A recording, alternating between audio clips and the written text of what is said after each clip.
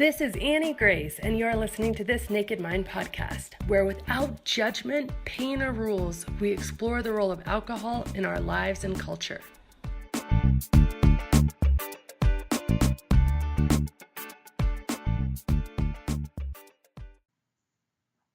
Hi, this is Annie Grace, and welcome to This Naked Mind podcast. Today, we are talking about sharing our stories, and I have here with me Denise. Denise, thanks so much for joining. Thanks, Annie. I'm thrilled to be on. Oh, that's so great. So Denise, I'd love to just hear, your path, your journey, and let's start kind of with who you were before you even started sort of looking at your drinking or questioning it at all. Yeah. So I'm a 48-year-old woman, turning 49 in a few weeks. I have two sons, 19 and 21. I have two college degrees. My first degree was in industrial engineering. I worked for a few years and then went back to school to become a chiropractor, which is interesting when you read your book. That will be a side story. But I would say that I've been questioning my drinking for probably the last 10 to 15 years. I don't think it's been, certainly when I was in college, it couldn't be too excessive because I had too much schoolwork to do. And then same thing when my boys were really little, there was just too much going on. But the last 10 or 15 years, I've probably been questioning it. And I was just absolutely thrilled. I found your book through Alan Carr's book. And so I read his book a couple times, and then I just wanted another one to cement it in, and because there were like some missing links, and that's how I found you. I woke up, not that I want to memorialize the date because I don't, and I'm not big into counting, but I will remember the date, and it's August 7th of this year that I woke up and knew that I wouldn't ever be drinking again. So. Oh, that's so cool. That's so cool. And so what for you were, it takes, well, first of all, so you're a doctor, Denise. So I am. Mm-hmm. Wow, that's really neat. I think that's interesting to me how many people write me from actual medical and, especially holistic fields. And I think it's interesting for a few reasons. Number one, because anything in the when you're helping other people, you often don't take as good of care of yourself, so you're looking for some piece of escape. But then also, I think the cognitive dissonance of sort of knowing is high. So do you have any thoughts? Well, it's absolutely huge, and I just, there's so many parts of your book that just really struck home for me. Not only am I a chiropractor, but my twin brother and I started a wellness program called 8 Weeks to Wellness, and so we just get people healthy, not just physically, but we work on the emotional health, nutritional health. And so you talk about cognitive dissonance. I mean, I was kidding myself, so how do you tell someone to exercise hard and sweat and give up the sugar and eat small portions and and treat your body as a temple, and then you're trying to educate them on, well, this is how much alcohol you can have, and then you can't have it for the first 2 weeks. And it was like I was tap dancing around this thing when I knew in my heart that it's not something that's part of a healthy routine. And when you look at the big names of positive psychology and positive doctors, I mean, one of my favorite mentors as far as spiritual leaders, I would say, is Wayne Dyer. And I remember hearing him, he passed a couple years ago, but he talks about this when he gave up alcohol, and he had a really strong story about it. And so any like major person like is doing incredible things in the world, they don't take any drugs, and so I was kidding myself with it. So it was really creating some heartache for me as a doctor of chiropractic and someone who loved what she does to go home and feel like I was faking it. And so how was that for you? Like, I know for me, it was almost as if I can't even really articulate it all that well, because it was almost as if there was a wall between what I kind of knew I wanted to be doing and what I was doing. And I didn't even allow that conversation almost to happen. But can you talk about how maybe you can articulate it better than I can? It's what you talk about in your book, and we it's not that we're kidding ourselves. It's like we're denying the truth, right? And so until you recognize truly that alcohol is a drug, and certainly Alan Carr's book, that's really big in that alcohol is a drug, and it's not that we're kidding ourselves. We literally just deny that truth because I didn't see it like that. I love how you say the drug and alcohol industry as if they're separate. They're not separate. And so until we recognize that alcohol is a drug, I tell my patients I don't want them to take too much, really any prescription medicine unless they absolutely have to. I frequently say there's a time and place for medicine. It's just not every time and every place. And I think we would recognize as a society that we're completely over medicated. And yet I would have patients pretty frequently tell me that they are going home and self-medicating with alcohol. And it just finally had to hit me, certainly with what your book said, but alcohol is a drug. And if I'm in a drugless profession, Annie, like chiropractors aren't allowed to prescribe drugs. And that's a beautiful thing in our world because it means that all we have is our hands to heal people and our mind to educate them. That's what we have. And I don't want to lose that. And so how come on one I say, I don't want you taking the painkillers and the antidepressants, and I want you exercising and eating right and getting adjusted. And on the other hand, and you can have 2 alcoholic beverages twice a week on 8 Weeks to Wellness and giving and it wasn't working, and it wasn't even working for me. I was lying to myself about it. So so just stopping is actually the answer. Yeah, and I love it too because you sound very intelligent, quite, successful in your life, very sure about where you want, your intention just really shines through. And is similar to, I guess you were talking about Wayne Dyer, it's more of a decision for you of, I want to be my best. It's not that I'm rescuing myself from the worst. That's correct. And I do and that's really what it is. I'm a little further along as far as you have your young babies, right? 8, and I know you have a newborn, and my boys are 19 and 21. And I have to tell you that, when my boys left for college, they both go to Rutgers University. I live in New Jersey. It's a huge hole in your heart, when that empty nest syndrome, and it really causes you to step back and reevaluate your life. And I want to have, I feel like you get one shot at life, and I want it to be awesome.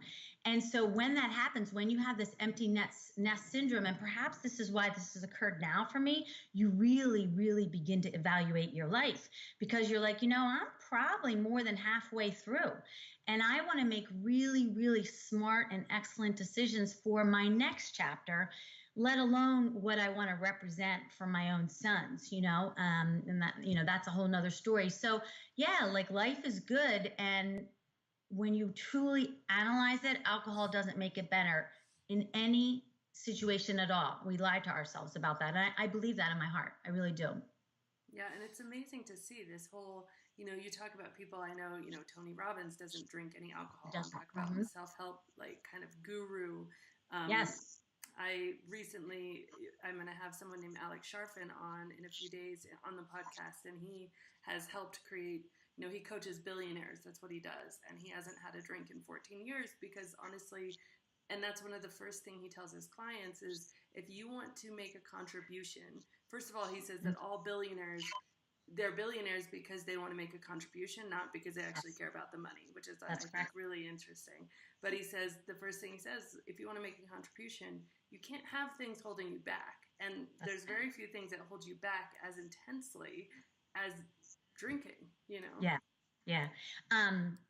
Wayne Dyer introduced me to years ago because I would see him speak. He often would come to chiropractic seminars, and he introduced me to David Hawking's book, Power versus Force. And in that book, it talks about, have you heard of it? Yeah, okay. I love that book. So I'm very, very big into the map of consciousness. And anytime that I get an opportunity to speak in any group, whether it's in front of chiropractors or, women or whatever, I frequently will show a slide of the map of consciousness and where we need to vibrate. And no doubt these billionaires are vibrating at a level of joy and bliss and happiness and things like that. And the problem is alcohol lowers your vibration to, that sub 200 level at extremely low levels. In fact, I think the lowest level on the map of consciousness is shame.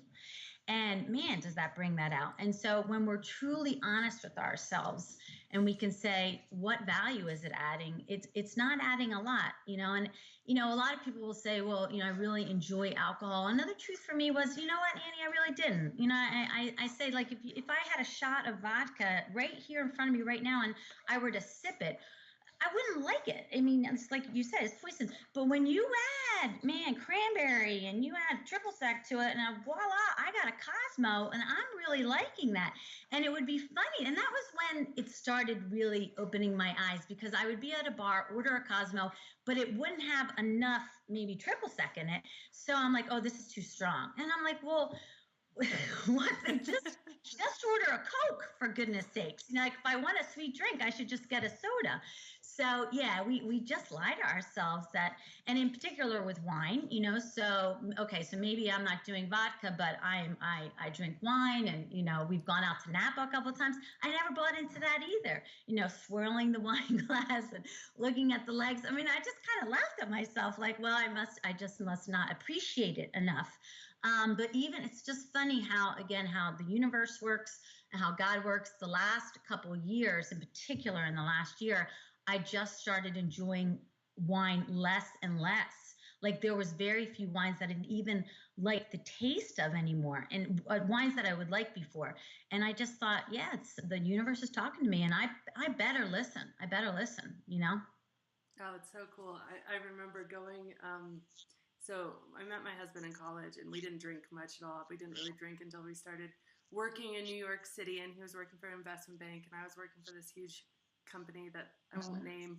And we started getting into it and whatever, and we'd go out and we'd be like just the two of us at a fancy dinner, and he'd do the whole ordering thing, and it was in Manhattan, so we kind of had to, and like I would just like inner cringe. I was like, this is so not us. Like, my husband should probably be on a ski slope or a tractor, like not in this suit and tie trying to talk his way through the oaky flavors. And yeah, and then when I came across that study about how they actually did a test of, I think, 3,000 wine drinkers to see if they could distinguish any difference between cheap and expensive wines. Nobody could. Right. And when we were out in Napa once, and we were at, I think it was at Del Dotto, which is really a fun wine tour because it's in a cave. But we were having this exact conversation about cheap and expensive wine, and the wine tour guide, he said, what is the best wine? And everyone's like, ears are open. He's like, the one you like. So it's so true. So if you like a $10 or $15 bottle of wine, it's whether you like, if you don't like the $100 bottle of wine, don't feel guilty about it, but the whole wine industry, I mean, we could get off on a separate subject on that, but yeah, I just don't want to drink anymore. So I think that it's interesting too, because the one that you like, for me, the one that I liked was always the one that was most familiar or most at hand. Right. So it wasn't, and then if I wouldn't drink it for a little while, I remember distinctly trying to get a wine app and being like, okay, because I didn't always like them all. So I was like, I'm going to make sure that of these ones that I like, I take a picture of the label, I put it in, and then I wouldn't drink it. And then I taste it again. I was like, oh, it tastes totally different. I can't believe I liked this one. I did, and it was always this thing of, I just didn't think I had figured it out. When really, we're all, it's the alcohol. And I mean, it's unfortunate too, because I think that it's fun to sit here and talk about it from the other side, but also, I mean, I remember very specifically feeling, like I was coming out of my skin a little bit if I didn't get the alcohol in the wine, and so I think the things that happen inside the brain and the body that create that craving and addiction, it's almost like we're being snowed. Actually, it is almost exactly like we're being snowed. Yeah. There were so many parts of your book, and again, I reread it a couple times, and I'm watching a lot of your videos, but you go so much into the neurology and neurochemistry of it. The part that hit me the most was what was happening to me frequently is the next day, it's not that I had a hangover, where I was like, couldn't function. I certainly wasn't my normal self, and I am a very jubilant, happy, go lucky person. So that's pretty obvious when that's not there. But I would wake up fatigued and tired, but more, I would wake up a little bit depressed. And that's not me. It is not me at all. And there was an event, it was a little over a year ago. We went out with a couple in Philadelphia, and I hadn't eaten, and I had like 3 glasses of Chardonnay. And by like 10 o'clock, I was done. I was done. Like, I'm going back to the room, I'm going to bed. And my husband and I got in a big argument. It was all my fault because I wanted to go sleep, right? And the next morning, here we're in Philadelphia. It was a beautiful, beautiful day. I remember, I think it was in the spring, but I didn't want to do anything. I just wanted to go home. And I felt so sad, so incredibly sad. And so that part in your book, when you talk about why that happens, when because you're just trying to return to homeostasis, it makes, alcohol is depressing, and then your body's going to release hormones to raise it up, and then it's very similar, Annie, to blood sugar. When I teach patients that if you eat too much sugar at breakfast, I promise you at 10 a.m. you're going to crash and burn because you over release insulin, and then it's no different. The body's always trying to return to homeostasis. And another part that really meant a lot is that I was losing like everyday joy. Like right now, I'm in New Jersey, you're in Colorado, but I'm looking out at my backyard and I'm seeing these absolutely gorgeous, gorgeous, gorgeous fall colors. And it was just I'm staring at my dog right here who's just taking a little nap. It's like so many of the little things that just are beautiful. And I was losing that, and just focusing. I'd be adjusting, and when you're a chiropractor and you love what you do and you're adjusting someone, it's so awesome. It's just such an awesome feeling.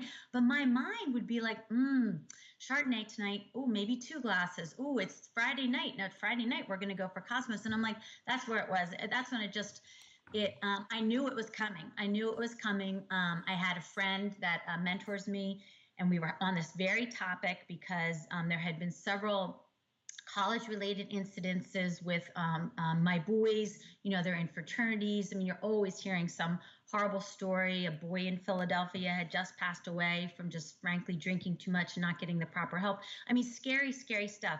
And that was starting to talk to me, and I finally woke up and I'm like, I'm pretty sure I'm going to stop soon. And my friend said, yeah, he goes, I'm going to stop one day. I just don't know when. And it hit me. And I'm like, oh, my when is today, right now. And that was it. And again, your book helped me a lot because I did know those first 10 to 14 days would be a little bit difficult.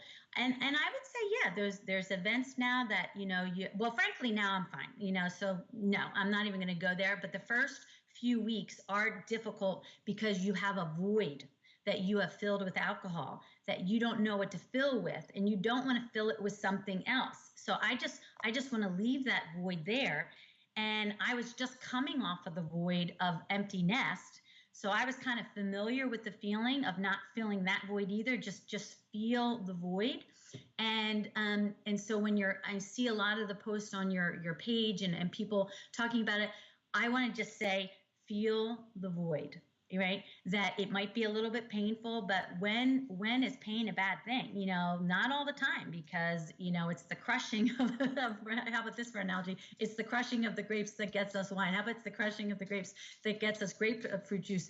But, the pain of it is going to change you and mold you so that you can really take a step back and say, I'm going to be better without alcohol. And I am better without alcohol. That I know for sure.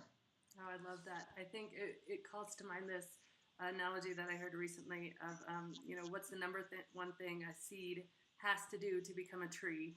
And it has to stop being a seed. And the number two thing is that it has to go down before it goes up. So it has to put roots before it can grow. And I think that, this idea, for a very long time, especially in our culture, Western society, we are just told that we shouldn't feel pain and we shouldn't tolerate pain.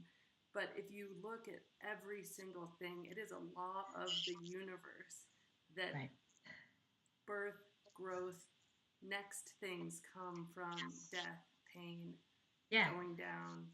Yeah. Change. I mean, and that's honestly one of the big issues that we have to change in our culture, especially the American culture, because we have taught, certainly our generation beneath us, that we shouldn't feel pain. And that's just frankly wrong.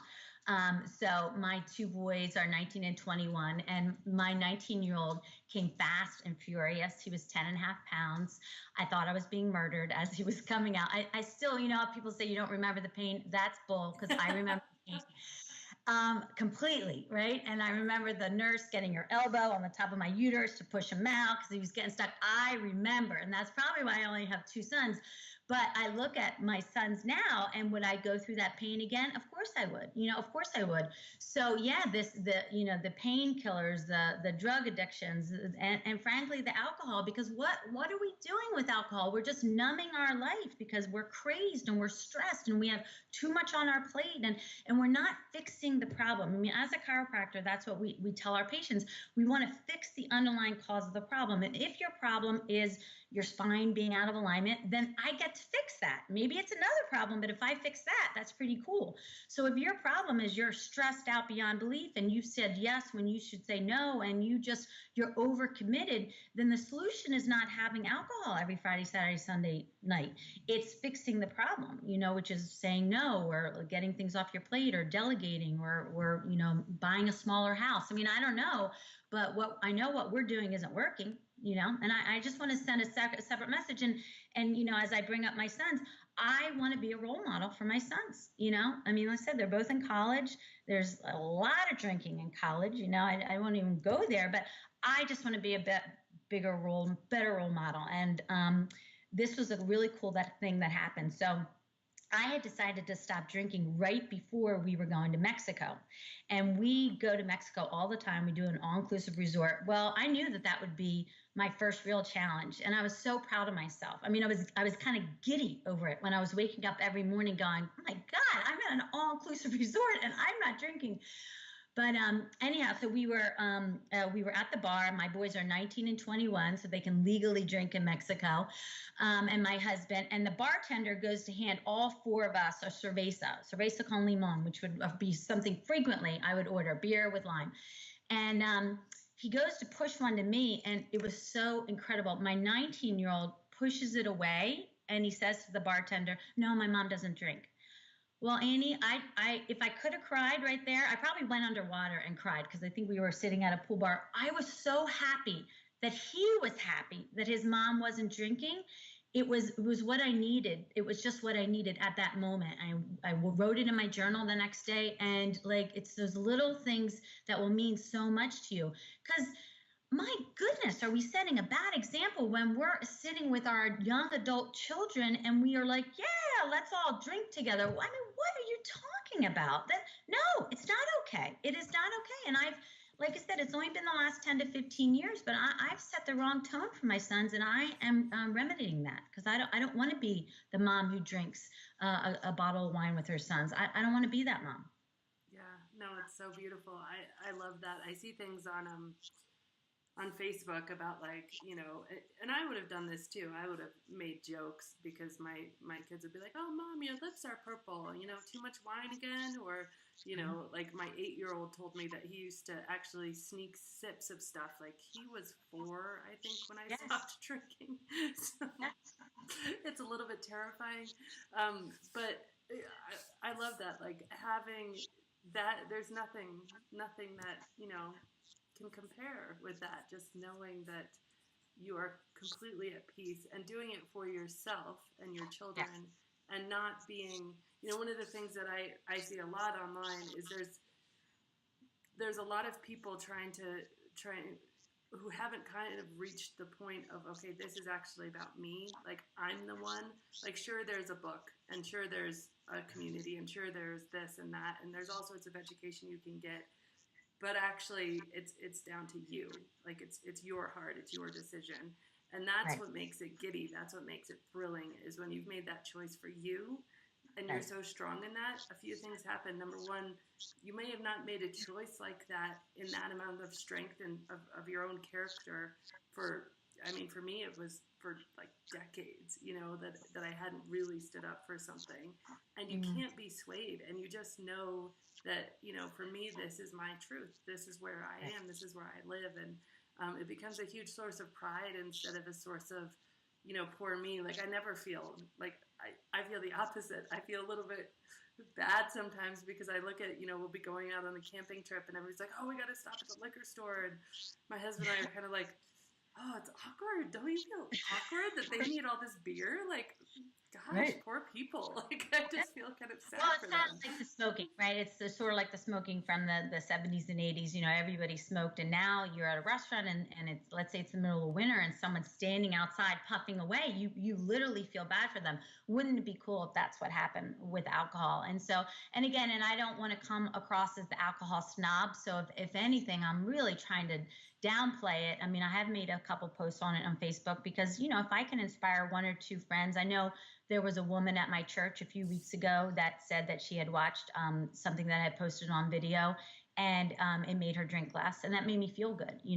And I think you're right, Annie. As much as I'm talking a little bit about my boys, I didn't do this for my boys. I did it for myself. And there's only so much guilt and fear and shame, even if it's just an ounce that you want to feel in your life when you don't have to.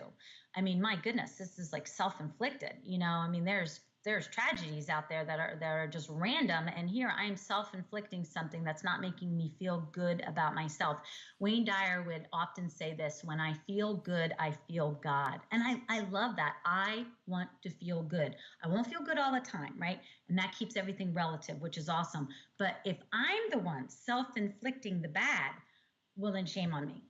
Absolutely shame on me. So there's just I think you've started a movement, and I really hope that what you've started will be similar to what happened with cigarette smoking. The fact that they're not, and I'm learning this from you, that in England now you don't see any alcohol advertisements. So this past Sunday, I'm watching football with my husband, and every other commercial, one's alcohol, one's drugs. One's alcohol, prescription drugs, okay, legal. How about with the one's legal alcohol, one's legal drugs, and that's the message. That's our message, where millions of us are watching on Sunday football, and then you listen to the side effects. I mean, there's with the drugs. I laugh. Me and my husband are laughing about this. So wouldn't that be cool if we get to the point where this $1 trillion industry or whatever alcohol is, it gets uncovered for what it really is, which is just drugs.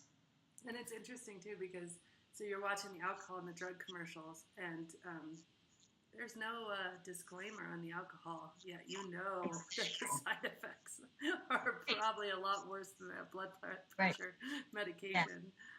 Yeah, it's like again, locally, there was a young boy that died at a local university, and it wasn't a hazing incident. He just had too much to drink. He did hit his head, and then he didn't get to seek proper medical care. And by the time he did, he died. And I said to myself, my God, that is something, that's a lifelong pain as a parent that you'll never, ever forgive yourself for. You'll have like a lot of counseling to try to somewhat deal with life after that. And so, here we have these alcohol commercials nonstop. Everybody's just jubilant over it. And like you said in your book, I mean, people are dying at much higher rates than from drug addiction. I know in my hometown, heroin is a huge problem, and yet alcohol beats it every single time. And that was another thing that I really wanted to share. And there's several things that led me up to this, but this was another very interesting thing. And I know that you're cautious about it on your blogs with Alcoholics Anonymous, because it's a wonderful organization. It's saved a lot of people.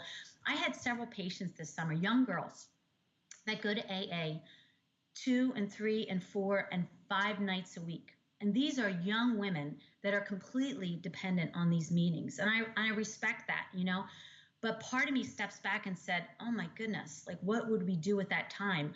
I don't want to, I wanted just one and done. Hey, I'm going to show up this meeting. I decided to give up alcohol. Thank you for your support. I'll see you in this next life. I mean, there's just things to be done on the planet to make our life better. And that was not my path. And it was these young girls showing up in my life who I just loved on, but I'm like, they need their meetings, like that they need them. And I don't understand it, but that's their path. And that I wasn't going to choose that path. And no way, no how, because I'm stronger than that. This body, this brain, which is so brilliant and intelligent, not necessarily me, but the design of it, like really, I can decide.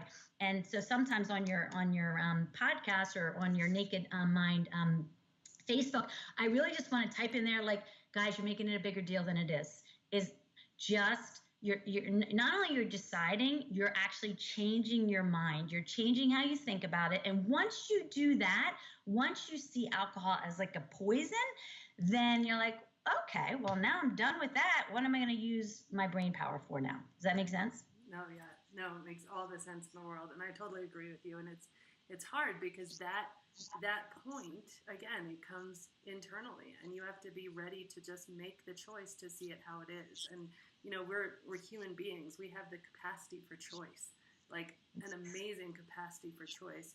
And choice can feel scary, but you have to make a burn the boats type of decision about like, this is what I'm doing. And a lot of people I see, they're okay, well, I don't know if I can do it, so I'm not going to tell anybody yet. And I actually think that's like a bit of a mistake, because the first thing I did was I sent this massive email out to like everybody and their mom. And, I got some flack because they're like, oh yeah, talk to me in a year, talk to me in 6 months. And even recently I went over to my neighbors and she's like, oh, so we're in the hot tub, you want a glass of wine? I was like, okay, that I don't drink. I just published a book about it. But, it's cool. You got to offer. That's host of you. Thank you very little. But you do. You tell people. I told my husband, obviously, and he was in full support of me. And then it was interesting. I went out to lunch and I told my mom. Now my mom's not a big drinker, but it was an interesting conversation because our parents don't want to see us in anything but this, wonderful light, right? And so when I told her that, she immediately, do you have a problem? I didn't know it was so bad. And, but Denise, you maybe in a month or two, you'll decide to have one or two, so I just had to just lay the line down. I said, and she said, anything could be addictive. Sugar could be addictive. And I said, you're right. But I'm telling you right now, Mom, that I'm done. And I know that I'm done. And I want to just give you a little analogy. If I go home tonight and I eat 10 ice cream sundaes and I get in my car, I won't go kill someone. If I go home and I drink 10 Cosmos, I'll first probably kill myself. And then if I get in my car, certainly will kill someone else. So it's totally different. This is a drug that isn't good for me. And as soon as I said that, she's like, well, you got my full support. And so last week, she owns a shore home. We were there. And normally on a Friday afternoon, we would have a whole glass of Chardonnay together, a bottle of Chardonnay. We would talk and gossip, and this past time, nothing. And then she didn't have any either. So it was interesting. And we didn't even miss it. It wasn't until the end, we're like, wow, we didn't have wine. And it was exactly the same, if not better, So yeah, there's just so much misinformation out there about it. Really, there is. It's interesting. I went to a kid's birthday party this past weekend. My middle son was, at a birthday. And of course you show up and I don't know any of the parents. We don't know any of the parents. And actually I ended up speaking to a chiropractor for quite a long time. It was really a good conversation. But, it's quite intimidating to show up and not know everybody. And everybody immediately goes for the beer, immediately goes for the wine. And I have that 15 minutes of, certainly not wanting to drink anything, but of like, okay, everybody needs to feel kind of loose enough to actually have conversations about something besides the weather. And then 20 minutes in, people are actually ready to have like a real conversation about like, oh, well, let's start to talk about, all of these important topics. And then every single time you spend 2 to 3 hours with people, you have amazing conversations. Like it will happen just because that's who we are as people. And it happens naturally and organically. It's just that when we think we need the wine, then we end up needing it because we feel quite deprived without it. Yes. I have one more question for you, but very quickly, I wanted to say something on our last topic. I love talking to you, by the way. This is great. When we were talking about the advertising, I think it's interesting because there's kind of two sides to that coin. Like there's certainly the side where it's promoting alcohol as something really attractive and good and everything else, and like that's conditioning. But there's this other side that's much more subtle and much less conscious of saying that if you're saying, oh, here it's so fun to have a drink, you're also saying it's not fun without one. If you're saying as a mom, oh, it's so great to be able to relax and deal with my kids after a few drinks, you're also saying I can't deal with my kids without drinking. And Yes. so that flip side of the coin of what isn't being spoken, it really undermines our confidence as human beings because we end up with all these drug commercials and like thinking that we need these external substances in order to be whole and healthy and happy. And nothing could be further from the truth. It's just that we have to kind of uncover that truth because there's you can say, oh, well, it's just harmless to show, a commercial with all these people partying and having a good time because yeah, it can be fun. But like the other thing that that's saying is that life can't actually be fun without it, Right. Yeah, especially and as an adult. that's huge. It's just huge because it is the message of our culture, and it certainly is how I was raised. My daddy is Irish, and good Irishman, loves his his whatever his drinks, but it's just how we were raised, and that's what his father taught him, and that's probably what his father's father taught him. And I want to teach my boys a different message, and it will take some time to overcome because that's the message. That Mondays are horrible, going back to work, and Friday night's almost here, and Friday night. And do you ever do this now where you're fine at a restaurant, but then you're sitting at a bar and you just order a seltzer and whatever, and you just become the silent observer of, wow, this is what we're doing. And I get to the point where I'm just like, what could we do with this energy and this money, and where could we put it to solve the world's problems and terrorism and healthcare and education, and oh my goodness, like your mind just starts to go, and then you're like, okay, bring it back, Denise. Just just Gandhi, be the change you want to see in the world. I would like to see the world drink less alcohol because I think we're wasting time, money, and energy that we've been granted in this life. It is a gift, and we should treasure that gift. I believe that I've made some mistakes in the last 10 to 15 years, and I'm so incredibly grateful that they weren't like these tragic mistakes that put me in a really bad place. But I look back and I have some regret over that, but I'm done with that because that's a wasted energy. And now I'm like, how can I make a difference in my life, in my husband's life, and my two sons' life that I'm responsible for until they're, productive members of society? And one way I can make a better change is by not drinking. End of story. Yep, absolutely. So let me ask you the question I always ask kind of at the end is, there's always fear in giving up something, especially when we feel like it is, we've been conditioned and we believe through our own experience that it is going to be, the answer to relieving stress or networking or enjoying ourselves. What would you tell Denise of kind of before about what life is like now in order to give, what would you say? Yeah, you wish you could take the clock back, to take those years back.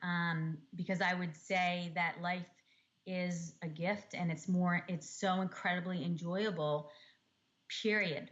Like the gift of motherhood, the gift of me being able to be a chiropractor, the gift of a marriage that's lasted 25 years, the gift of living in America as a free citizen. I mean, there's so many, many gifts, and alcohol does nothing, adds no value to any of them. I was listening to a podcast this morning with Michael Beckwith, I think I'm saying his last name correctly, the Agape preacher, and he was really talking a lot about fear. And it's like, if we go to do something, we can do it with or without fear. Fear is a choice, Annie. It's just a choice. So if we're able to step back from this and say, well, I could give up alcohol, and I'd be afraid of the social situations and stuff, or I could give up alcohol and just walk through the fear. I chose the second path because I've already had honestly, like this is another thing I say, if I could bottle up all the guilt and the shame and the wasted energy and the tiredness, if I could bottle it all up, what would I do with that energy? And so now I'm absolutely not going to fill another bottle up with feeling fear of giving this up. No, I'm just done. I'm done.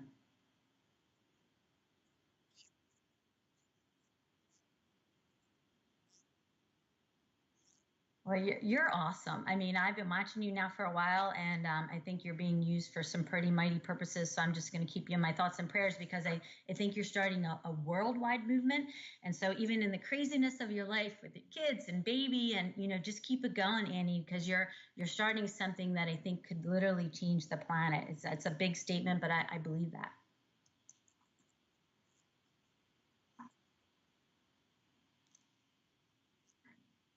Okay, thanks. Bye-bye. Thank you. This has been Annie Grace with This Naked Mind podcast. Thank you so much for listening. You can learn more at thisnakedmind.com. And please remember to rate, review, and subscribe, as it really helps us spread the word.